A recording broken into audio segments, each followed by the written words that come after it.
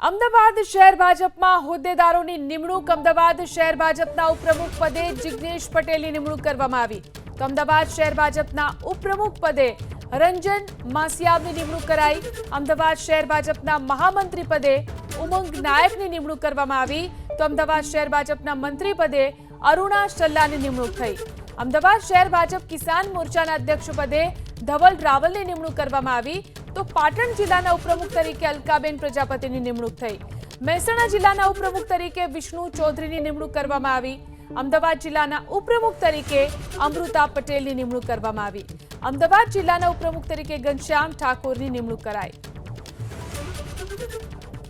તો હોદ્દેદારોની નિમણૂક જે કરવામાં આવી છે ભાજપના હોદ્દેદારોની નિમણૂક અમદાવાદ શહેર ભાજપના ઉપપ્રમુખ પદે જિગ્નેશ પટેલની નિમણૂક તો ઉપપ્રમુખ પદે રંજન માસિયાવની નિમણૂક અમદાવાદ શહેર ભાજપના મહામંત્રી પદે ઉમંગ નાયકની નિમણૂક